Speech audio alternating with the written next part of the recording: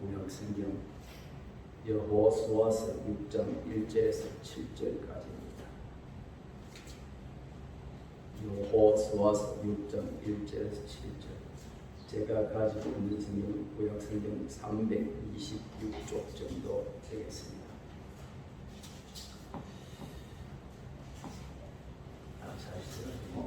1절부터 제가 읽겠습니다. 이스라엘 자손들로 말미암아 여리고는 굳게 닫혔고 출입하는 자가 없더라. 여호와께서 여호수아에게 이르시되 보라, 내가 여리고와 그 왕과 용사들을 네 손에 넘겨주었으니 너희 모든 군사는 그 성을 불러 성 주위를 매일 한 번씩 돌 때 엿새 동안을 그리하라.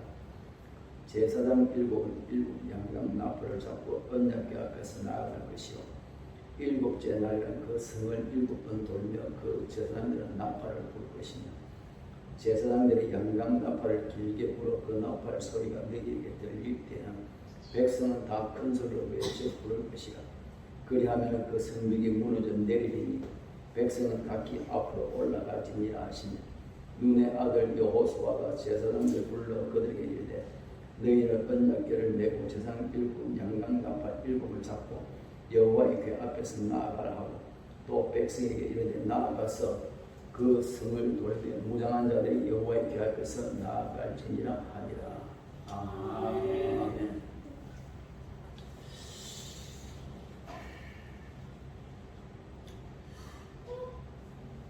이 가나안 땅은 우리의 기업이신 그리스도를 예표하며 동시에 우리의 영적 위치를 의미하는 것입니다. 우리는 현재 그리스도와 함께 하나님 우편에 앉아 있으며 동시에 하늘에 있는 악의 영들에 대하여서 싸우고 있다는 것입니다.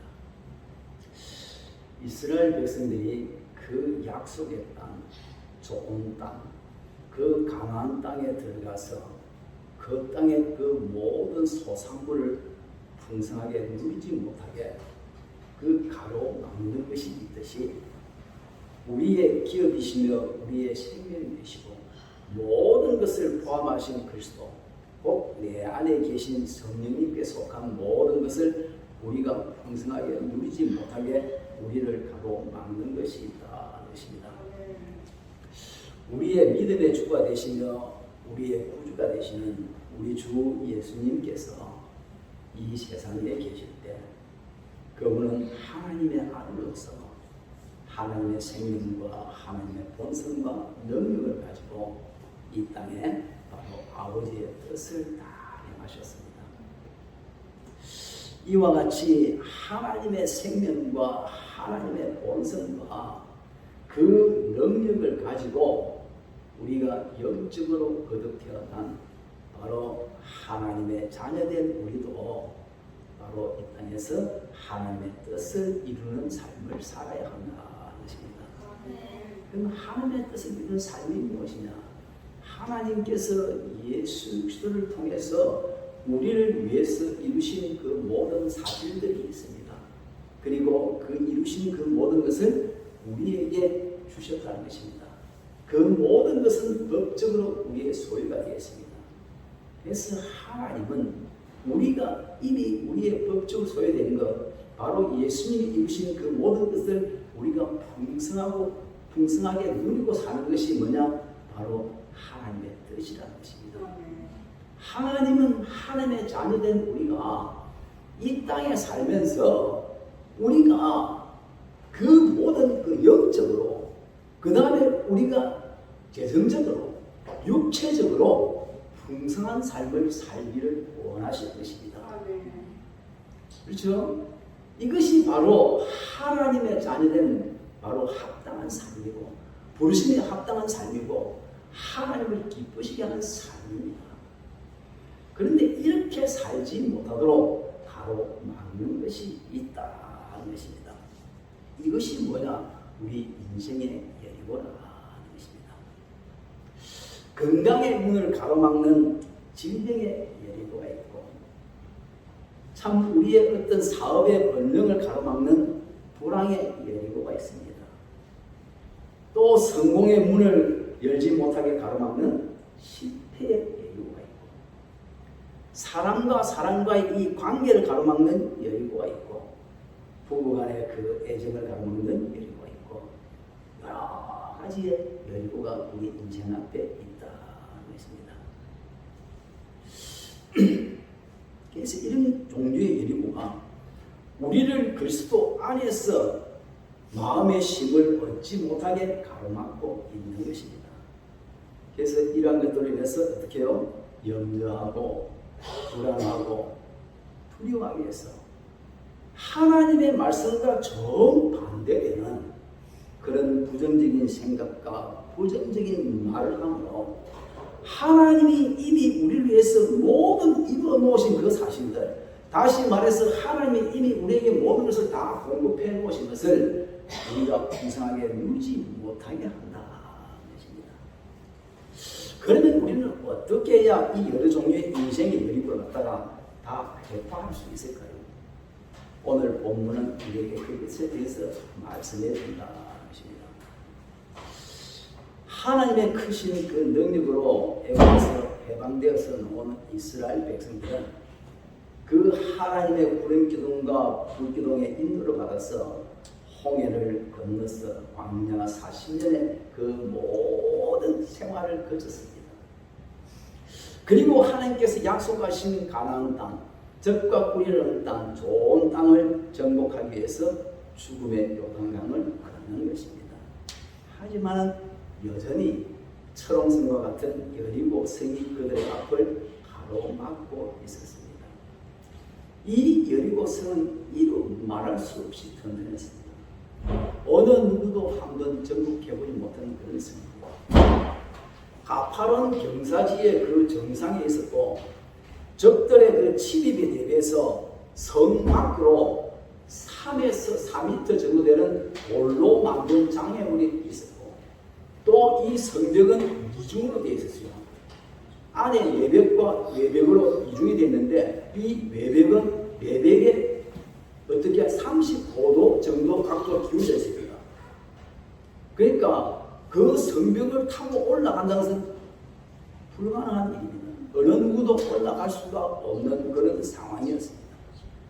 더군다나 1절의 말씀에 의하면 아예 문을 꽁꽁 걸어 잠가 놓고 자신들도 나오지 않고 다른 외부인도 들어오지 못하도록 그렇게 한 상태인 것입니다. 하지만 여리고는 가나안의 첫 강물이고 바로 요단 서편의 가장 중요한 곳이기 때문에 그 약속의 땅에 들어가서 그 땅의 좋은 소산물을 갖다가 누리기 위해서는 반드시 그 성을 정복해야 하는 것입니다. 하지만 그들에게는 그 성을 공격할 방법도 없고 정복할 어떤 노력 아무것도 없는 능력도 없었습니다. 우리가 아는 상식으로는 어떤 성을 정복하려면 어떻게 해요? 일단 그 성을 갖다 포위해서 양식이 공급되지 못하게 됩니다. 그런데 그때는 보면은 언제나 보리를 베는 데가 돼서 양식이 풍부한 데입니다. 또 성을 공격하려면 어떤 사다리 같은 걸 사용해서 성을 기어 올라가든지 아니면 특공대를 조직해가지고 밧줄을 타고 밤에 몰래 기습적으로 공격해야 되는 것입니다.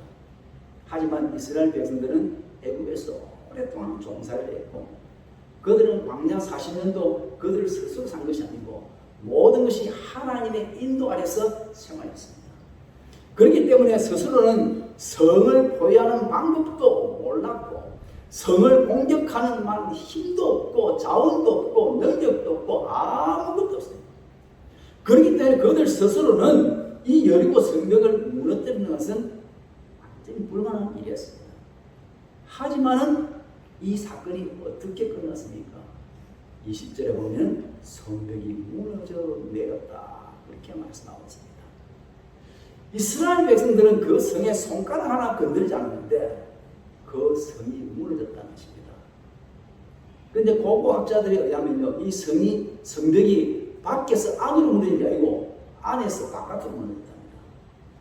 그럼 누가 한 것이다? 하나님이 하신 것이다. 그들이 한 것이라고는 다른 아무것도 없습니다. 오직 하나님을 신뢰하고 하나님의 말씀에 의지해서 행동한 것밖에 없었다는 것입니다. 그렇다면 오늘 이 본문을 통해서 우리에게 보여주시는 하나님의 백성의 삶은 어떠한 것이냐 것입니다. 한마디로 하나님의 백성의 삶은 내가 사는 삶이 아니고 하나님께서 살아주시는 삶이어야 한다는 것입니다. 그래서 사도 바울은 갈라디아 20절에서 이제는 내가 사는 것이 아니요 오직 내 안에 그리스도께서 사시는 것이라 그렇게 말씀하고 있습니다. 우리의 삶은 사실 참 한마디로 전쟁이라고 할 수 있습니다. 투쟁입니다. 그래서 우리는 살다가 이런저런 문제벽에 부딪히지 마라. 그로 인해서 내 가슴을 무겁게 짓누르고 있는 어려운 문제들을 내가 만날 때마다 사는 것이 정말 전쟁이다 하는 것을 실감하지 않을 수가 없다는 것입니다.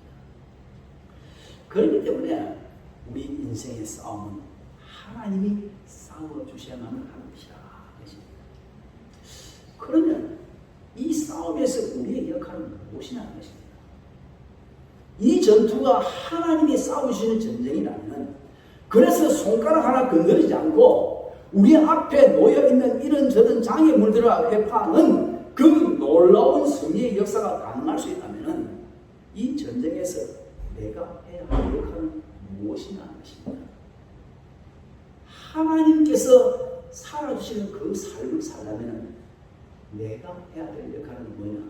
바로 하나님과 내가 하나가 되어야 된다는 것입니다. 하나님과 내가 하나가 되려면 어떻게 해요?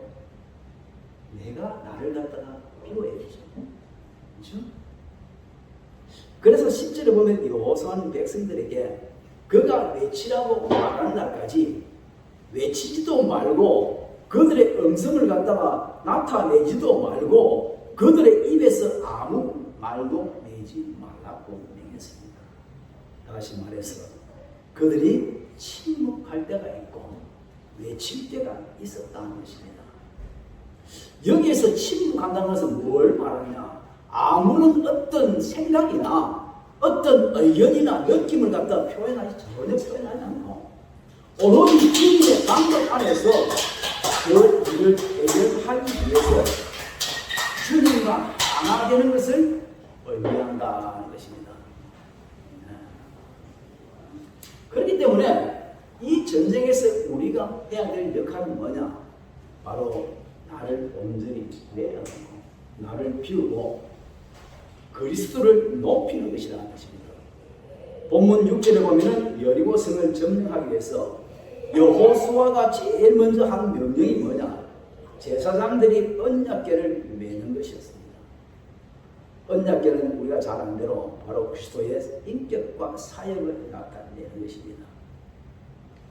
그럴 때는 언약궤를 메는 것은 영적 전쟁에서 우리가 가장 먼저 해야 될 일이 뭐냐면 나를 비우고 나를 내려놓고 그리스도를 높이는 것이라는 것을 보여주고 있습니다. 그러면 그리스도를 높이는 게 뭐냐?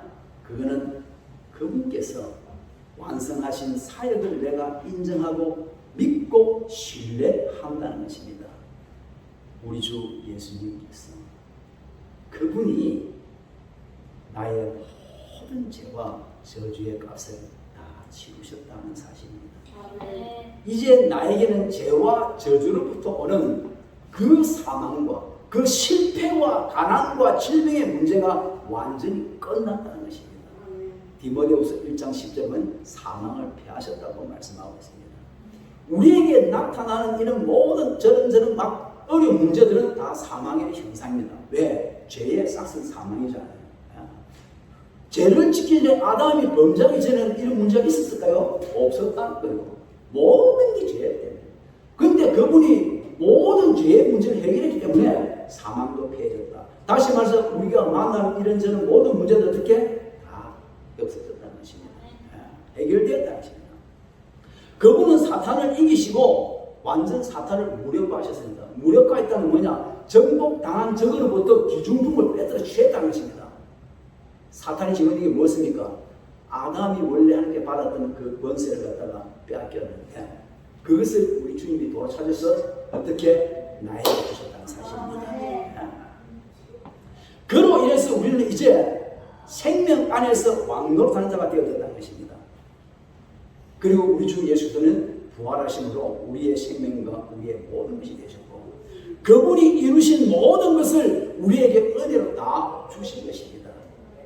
이것을 우리가 인정하고 믿고 신뢰하는 것이 뭐냐? 그리스도를 높이는 것이고 바로 언약궤를 매는 것이라 하는 것입니다.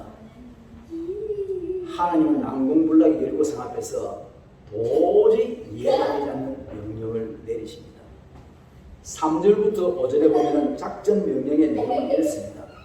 7명의 제사장은 양강 나팔을 불면서 행진하고 그 뒤를 언약궤가 따르고 백성들은 그 뒤를 따라서 6일 동안은 매일 하루에 한 번씩 돌고 그 다음에 7일째는 7바퀴를 돌아가는 것입니다. 그리고 제사장이 양강나팔을 길게 올려 불 때 백성들이 큰 소리로 외치면은 성이 무너진다는 것입니다. 참 이해가 안 됩니다. 그죠? 아니 큰 소리로 외친다고 성이 무너진다. 도저히 이해가 안 됩니다. 무방비 상태에서 성을 돈다는 것은요 미치지 않고는 할 수가 없는 일입니다. 왜 그렇습니까? 만약에 성 위에서 화살을 쏘거나 무슨 창을 던지거나 그러면 다 몰살할 수밖에 없는 것입니다. 그렇다면 하나님은 왜 굳이 이렇게 이해가 안 되는 그런 위험한 작전을 갖다가 명령하셨느냐는 것입니다. 그냥 막 확 지진을 일으켜가지고 그렇게 할 수, 무너지게 할 수도 있고 또 성을 한 바퀴만 돌아도 와르르 무너지게 할 수 있는 능력이 있는 분이신데 왜 이렇게 하셨느냐? 우리는 이 6장을 시작하기 전에 어떤 사건이 있었느냐는 것을 또 살펴볼 필요가 있다는 것입니다. 5장 13절 이하에 보면 여호수아가 그 여리고 성 가까이 이르렀을 때 어떤 한 사람이 칼을 들고 서가 있죠. 그래서 여호수아가 그러니까 아군이냐 적군이냐 묻습니다. 그런데 아군이다 적군이다 전혀 그런 말은 없습니다. 그러지 않고 얼마니까 나는 여호와의 군대대장으로 지금 왔다 이렇게 말해요. 그러니까 여호수아가 엎드려서 뭐랍니까? 주의 종인 저에게 하신 말씀이 무엇입니까? 하고 여호수아가 갑자기 엎드리죠. 그때 여호와의 군대대장이 뭐랍니까? 네가 선 곳은 거룩한 곳이니 이 발에서 신을 벗어라. 이 말씀은 우리가 어디서 들은 말씀 아닙니까? 바로 하나님의 종으로 부름받는 모세에게 하셨던 말이죠. 그때 모세를 부를 때 하나님의 종으로 불렀습니다. 뭐냐? 지금 여호수아에게 바로 종의 자세를 취하는 것입니다. 그러면 종의 자세를 취하는 게 뭐냐? 당시의 종은요, 자기 권리가 없었습니다. 여호수아 너의 권리를 다 포기하라 하는 것입니다. 여기에 군대대장이라는 그 히브리어 사체관은 바로 군대의 우두머리를 가리키는 표현입니다. 그래서 전쟁의 최고 책임자를 나타내고 있는 것입니다. 결국 뭘 말합니까? 지금 이러한 표현은 이 군대대장, 여호와의 군대대장이 이스라엘을 단순히 돕는 그런 자가 아니라 바로 여호수아, 바로 이 여리고 전쟁을 직접 수행하고 작전을 지휘하는 자라는 의미를 내포하고 있다는 것입니다. 여호수아는 지금 어떻게 해요? 눈에 보이는 이스라엘의 군대대장이죠. 그러나 이 여호와의 군대대장은 눈에 보이지 않는 군대대장이라는 것입니다. 그래서 이제 여호수아가 이스라엘 지도자로서 해야 할 일은 어떤 작전을 짜거나 전략을 구사하는 것이 아니었다는 것입니다. 여호수아가 해야 할 일은 오직 뭐냐? 여호와의 군대대장 앞에서 앞으로 그 전쟁을 직접 수행하고 작전을 지휘해 나갈 여호와의 군대대장, 즉 다시 말해서 여호와 하나님이죠. 그 하나님 앞에서 아무것도 할 게 없는 거예요. 자신을 낮추고 바로 그의 명령에 복종하는 것밖에 없다는 것입니다. 즉 여호와의 군대대장은 예를 들면 사령관이 되고 여호수아는 그 밑에 부관이 되는 것과 같은 것이라는 것입니다. 그런데 여호수아에게 지금 신을 벗으라는 것은 뭐냐? 이 전쟁은 이제 하나님의 전쟁이고 하나님의 친히 하나님의 방법으로 그 전쟁을 싸우시는 네가 가지고 알고 있는 경험도, 네가 아는 세상적인 어떤 지식도, 이치도 통계도 모든 걸 다 내려놓으라는 것입니다. 여호수아는 다 명령대로 해야죠. 다 내려놓고 나니까 이제 2절에서 하나님 이렇게 말씀합니다. 여리고 성과 그 성의 왕과 백성들 네 손에 붙였다고 약속을 하시면서 도저히 이해가 가지 않는 그런 작전 명령을 말씀을 하시는 것입니다. 사랑하는 성도들, 이와 같이 우리도 이런저런 어떤 문제를 만났을 때 온전히 내를 부인해야만이 내 어떤 생각도, 내가 그동안 겪었던 경험도, 내가 아는 세상 지식도, 내가 아는 세상 이치도, 어떤 세상적인 통계도 다 내려놓아야만이 그 문제 앞에서 하나님의 뜻을 알 수가 있다는 것입니다. 여러분, 내가 아무리 하나님 앞에 문제를 놓고 내가 이 문제가 무엇 때문에 내한테 왔습니까? 이 문제에서 주님이 하시는 말씀이 뭡니까? 아무리 물어본다 할지라도 내가 그 모든 걸 다 지고 있다면은 하나님이 말씀하시는 게 도저히 내 지식에는 안 맞아. 맞는 것 같으면 순종이 필요 없는 거예요. 이치에 안 맞아. 경험이 안 맞아. 그러니까 그걸 내려놓지 않으면은 하나님의 뜻을 알 수가 없는 거예요.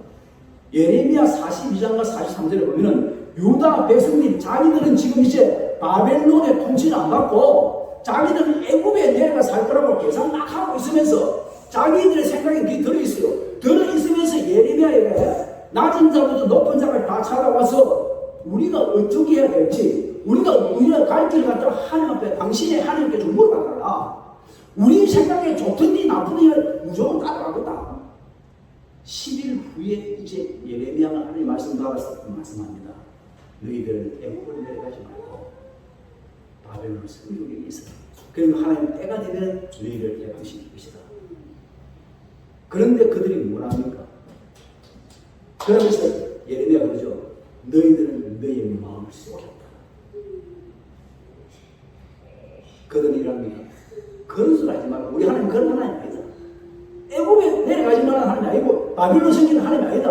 어떻게 그 잔인한 바벨론을 섬기면서 여사지고 애굽을 내려가야지. 왜? 저거 생각을 내려놓지 못하기 때문에 하나님 음성을 듣지 못한다는 거야. 오늘날 우리도 지금 여호수아에게 어떻게? 네 신을 벗어라. 여호수아야, 네 생각과 경험과 이치와 모든 걸 다 내려놔라. 내려놔야만이 이해가 되는 작전 명령을 따를 수 있다는 것입니다. 오늘날 우리도 마찬가지입니다. 우리는 어떤 문제는 하나님, 이 문제가 무엇 때문에 왔습니까? 이 문제 내가 해야 되는 뭡니까? 아무리 묻지만은 내가 그런 거 다 안 내려놓으면은 하나님 말씀하셔도 어떻게 해요? 유다 백성들과 똑같은 거예요. 아니야, 이건 하나님 백성 아니다. 이 사탄이 하나님이세요. 사탄이 예수 이름으로 그러면 물러가라. 그럴 수밖에 없다는 거예요. 이제 여호수아는 이미 다 내려놨습니다. 그렇기 때문에 자기가 아는 상식은 도저히 말이 되지 않는 명령이지만은 그는 순종할 수 있었고, 그 결과 난공불락의 여리고성은 무너졌다는 것입니다. 여러분, 이스라엘 백성들이 가나안을 완전히 정복하는 일도 하루 이틀에 끝날 일이 아니었습니다. 그리고 가나안 족속들은요, 이스라엘 백성들보다 훨씬 강했습니다. 그들이 어찌어찌 하나님 도우심으로 그 가나안 땅을 정복했다 할지라도 그 강한 그들이 언제 재정비해서 다시 쳐들어와서 괴롭힐 줄 모르는 거예요. 그 패잔명으로 해서 괴로움을 평생 당할 수도 있는 거예요. 사실상 사사기 보면 그런 일들이 있었습니다. 그러니까 이스라엘 백성들이 가나안 땅을 완전히 정복하고 또 그 땅에서 하나님이 다 예비해 놓으신 그 모든 소산물을 풍성하게 누리며 살기 위해서 어떻게 해요? 지속적으로 자기를 내려놓고 하나님의 온전한 통치 아래서 사는 것이 필요하다는 것입니다.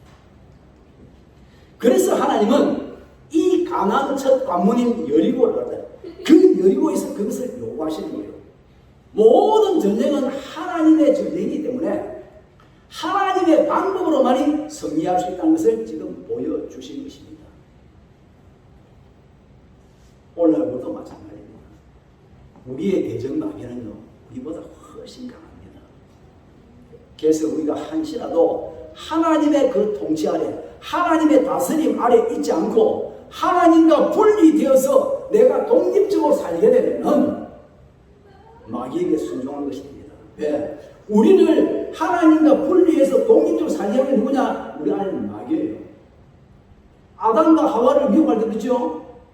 하나님처럼 살면 된다고 스스로 살 수 있는 하나님밖에 없습니다. 스스로 하나님과 독립적으로 살아가고 미혹하듯이 지금도 여전히 그렇게 미혹하고 있다는 것입니다. 그런데 우리가 하나님과 분리되어서 내가 독립적으로 사는 것은 마귀에게 순종하기 때문에 누구에게 순종하냐? 순종은 받는 자에 뭐가 된다? 종이 되기 때문에 우리는 어려움을 당할 수밖에 없어요. 요한복음 10장 10절에 보면요, 마귀는 왜요? 우리에게 빼앗고 그저 죽이고 멸망시키는 일을 하는 거예요. 뭘 빼앗습니까? 뭘 빼앗죠? 하나님이 이미 우리에게 주신 것을 빼앗는 거예요. 내가 독립적으로 살기 위해서 빼앗는 거예요. 그리고 우리를 죽이는 거예요. 우리의 영적인 모든 걸 죽이는 거예요. 그리고 멸망의 길로 끌고 간다는 것입니다. 아담과 하와를 타락하게 만든 뱀에게 함께 저주하신 건 뭡니까? 창세기 3장 14절에 보면 배로 다니고 살아있는 동안 흙을 먹지 말아야 돼. 흙을 먹어라. 살아있는 동안 흙을 먹어라 그러죠. 배로 다니는 것은 뭐냐? 하나님께서 그 사탄의 활동과 움직임을 어디에? 땅으로 제한해놨다는 거예요. 그래서 골로새 3장 1절로 3절에 보면 뭐랍니까? 너희가 그리스도와 함께 다시 살리심을 받아서 어떻게? 위의 것을 찾고 위의 것을 생각하고 땅의 것을 생각하지 마라. 골로새서 3장에서 말하는 땅의 것은 뭐냐? 골로새 1장과 2장에 보면 바로 이 세상적인 문화도 포함되고 또 종교도 포함되고 거기에 보면 뭐냐? 내가 내 스스로 나쁜 것을 내가 개선하려고 하는 내 행위를 개선하려고 하는 것도 모든 것이 다 포함되어 있는 것입니다.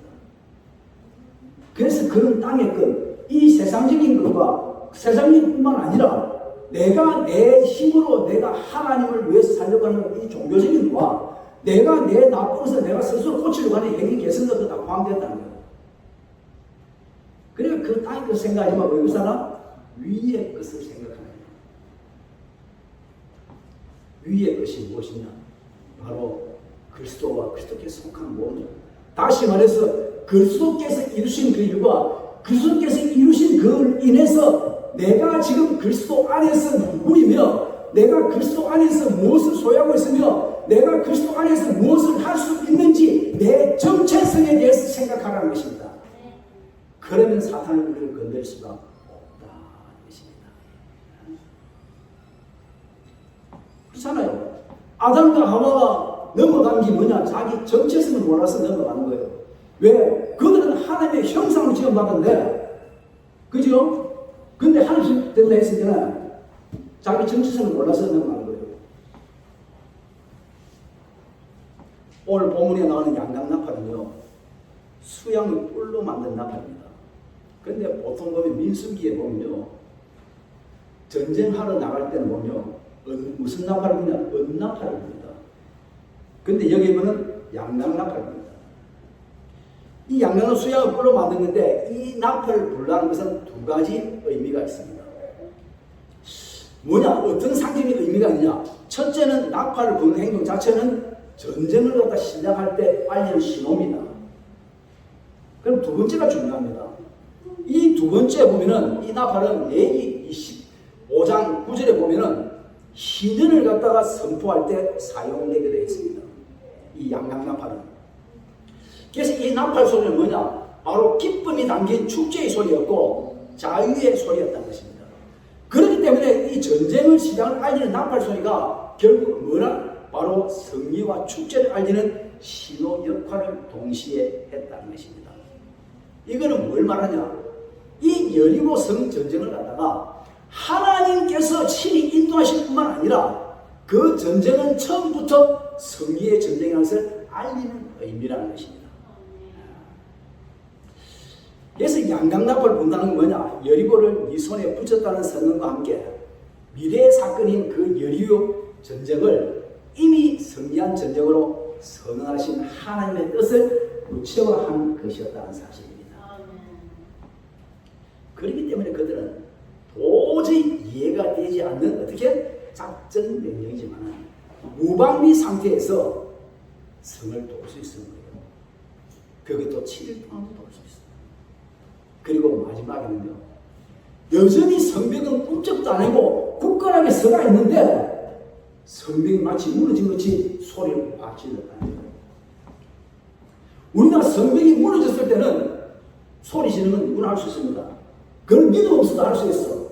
그런데 성벽은 여전히 굳건하게 서가 있는데 하나님께서 그렇게 무너질 거는 그걸 보고 그들은 이미 무너질 것이 아니고 무너진 걸 갖다 상상했다는 거예요. 왜? 아까 그 나팔 소리, 그 소리가 바로 성리를. 그러니까 성벽이 무너졌다. 이에 대해서 히브리서 기자는 뭐랍니까? 히브리서 11장에 보면요, 이렇게 말씀합니다. 그들이 믿음으로 여리고 성을 도니 성이 무너졌다고 말씀하고 있는 것입니다. 오늘날 우리도 내 앞에 존재하고 있는 여러 가지 문제, 해결되어지는 것, 이 문제가 많은데 이것이 해결되어지는 것은 우리의 시각적으로 볼 때는 어떻게? 미래의 일입니다. 그렇죠?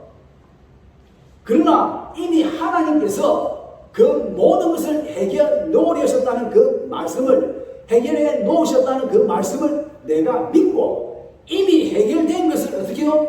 우리 마음속으로 그리는 거예요. 이스라엘 백성들이 성벽이 여전히 있지만은 그들의 마음속에는 뭐라? 이미 성벽이 무너진 것을 갖다 마음속에 그렸기 때문에 와 소리를 낼 수 있었지. 마음속에 그리고 우리가 그걸 입술로 우리가 고백하고 선포해야 한다는 것입니다. 사실 우리 앞에 놓여있는 모든 인생의 일이고 이런저런 문제들은요, 우리 주님이 십자가를 지고 골고다 언덕에 올라가실 때 다 지고 올라가셨습니다. 이사야서 53장 4절에 보면 그는 우리의 질고를 지고 우리의 슬픔, 우리가 이런저런 어려운 문제로 통해서 인해서 우리가 그 느낌 비에 이런 모든 문제들 다 지고 올라가신 거예요. 그리고 십자가 위에서 다 이뤘다고 선포하시고 그분이 죽은 자 가운데 부활하셨다는 것입니다. 만약에 그분이 부활하시지 못하면은, 부활하시지 않았다면, 그죠? 이 다 이루지 못하면 부활하실 수 없는 거예요. 왜? 그분은 우리의 죄를 다시고 하시기 때문에, 그 죄의 삭은 사망이기 때문에 만약에 우리의 어떤 문제가 한편 남아있다면 부활하실 수 없는 거예요. 그래서 로마 3장 25절에 뭐랍니까? 예수는 우리의 범죄한 것 때문에 내어줌이 되고 우리를 의롭다 하시기 위해서 그 모든 죄와 죄 안에 들리는 죄의 결과의 값까지 다 치렀다고 선포하시기 위해서 부활하셨다고 말씀하고 있는 것입니다. 그리고 다 이뤘다고 하신 대로 그분은 구약을 다 이루셔서 우리가 그리스도 안에서 그리스도로 말미암아 생명 안에서 왕노릇하기에 조금 더 부족함이 없도록 하셨다는 사실입니다. 생명 안에서 왕노릇한다는 것은 바로 우리가 그리스도로 인해서 우리의 모든 죄와 어둠과 번제들과 이런저런 침체와 가난과 저주와 질병을 지배하고 산다는 것을 말하는 것입니다. 이 모든 것은 우리 주 예수님이 십자가에 죽으시고 부활하신 그 사활대속의 공로 덕분이라는 사실입니다. 우리 주 예수님께서 채찍에 맞으신 거요, 우리는 이미 나음을 입었습니다. 우리 주 예수님이 우리 대신 저주를 받으심으로 우리에게는 아브라함의 복이 있습니다. 저주 대신에 뭐가 있다? 아브라함의 복입니다. 아브라함의 복은 크게 세 가지입니다. 뭡니까? 창세기 13장 2절은 육축과 은금이 풍부했더라. 재정적입니다. 그 다음 뭡니까? 아브라함이 175세가 살면서 몸이 아팠다는 말이 있습니까? 없죠. 육체적인 복이죠. 그 다음 뭡니까? 아브라함을 통해서 예수가 나중에 영적인 복이죠. 하나님 우리가 이 복을 풍성히 누리기를 원하십니다. 그래서 우리에게 아브라함의 복이 있게 하셨습니다. 그래서 요한 3서 2절에 보면은 사도 요한이 하나님께 마음의 감동과 지키는 말을 사랑하더라. 이 영혼이 잘된과 같이 네가 범사에 잘되고 강건하기를 강건하라. 이 강건은 말 그대로 건강입니다. 그래서 나는 예전에 내가 우리가 아픈 사람들이 믿는 사람이 몸이 낫는 게 한 뜻인가 어쩐가 참 생각했는데 하나님 뜻입니다. 하나님은 당신의 자녀가 바로 재정적으로, 육체적으로, 이 영적으로 풍성한 삶을 살기를 원하시지 어느 부모가 지 자녀가 매일같이 고통당하며 사는 원하는 부모가 누가 있겠습니까? 아니라는 거예요. 그동안 우리가 하나님을 오해하고 살았던 거예요.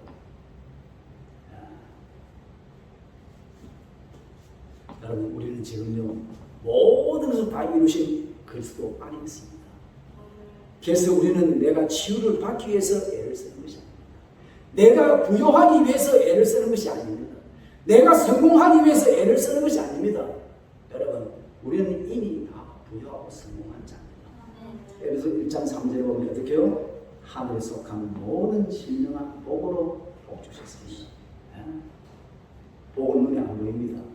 지금 우리가 나타난 것은 복의 결과입니다. 모든 것은 눈에 보이지 않는 영적인 것입니다. 하나님은 우리에게 모든 걸 다 줬습니다. 내가 필요할 모든 것들, 치유와 지혜와 부요와 계시와 성공과 기쁨과 평안과 모든 것을 이미 나에게 다 주셨다고 말씀하고 있습니다. 이 모든 것은 우리의 거듭난 영 안에 다 저장되어 있습니다. 이 거듭난 영 안에 저장되어 있는 게 사람들이 오해를 해요. 무슨 말인지 몰라.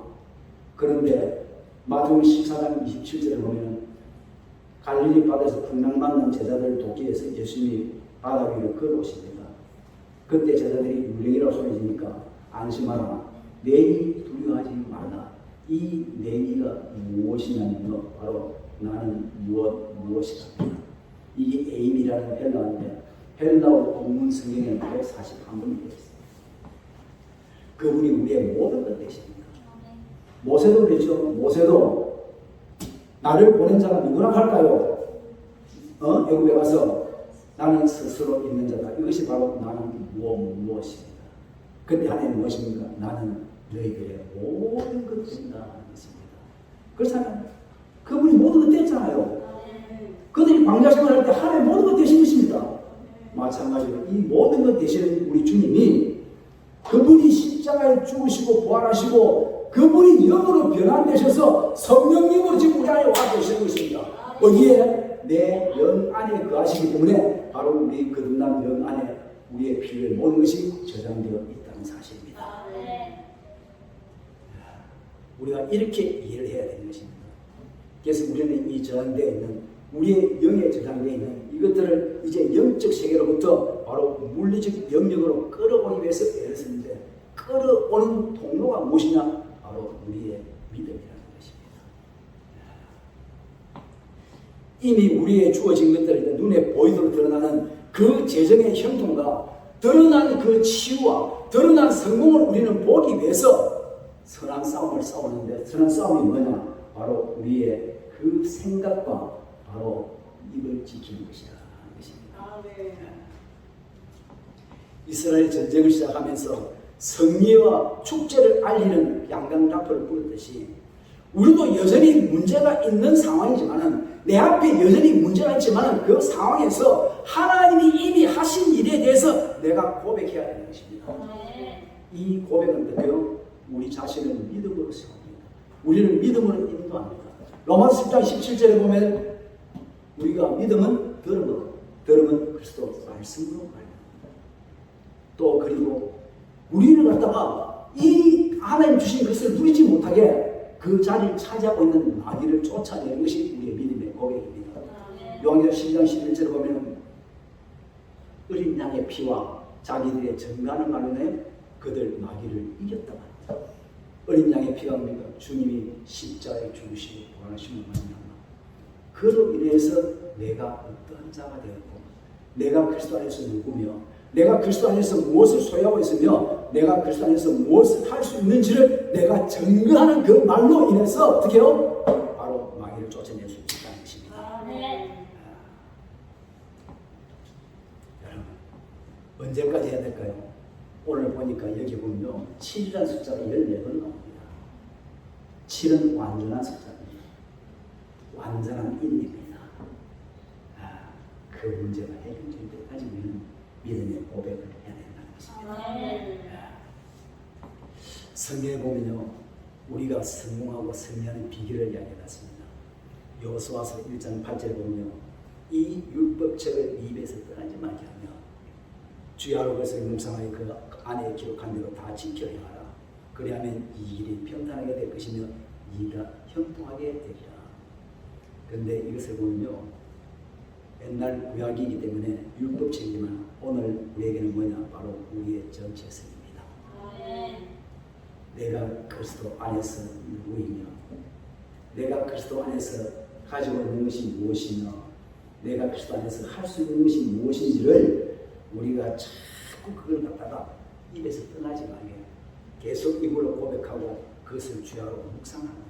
그리고 그 가운데 기록한 대로 구약에는 지켜 행하지만 오늘은 우리는 믿으라 하는 것입니다. 믿는 것밖에 없는 것입니다. 그러면 어떻게? 네가 이 길을 형통하게 하면 또한 크게 성공하리라 하는 것입니다. 여러분, 우리는요 주님과 주님 안에서 우리는 새로운 피조물이고 우리는 하나님의 친자녀이고 우리는 그리스도께서 이미 이루어 놓으신 모든 것을 내 것처럼 사용할 수 있는 그리스도와 함께한 공동상속권을 가지고 있습니다. 바로 그 그리스도의 그 권세, 동일한 권세와 능력을 가지고 있습니다. 바로 뭡니까? 예수의 이름의 권세. 그 능력은 에베소 1장 19절로 23절은 사중의 능력입니다. 처음에는 뭐냐? 예수님을 죽은 자 가운데서 살리신 부활의 능력이요. 두 번째는 모든 것보다 훨씬 위에 있는 하늘에 앉게 하신 초월의 능력이요. 세 번째는 만물을 그 발에 두는 바로 정복의 능력이고 네 번째는 뭐냐? 바로 머리됨의 능력이요.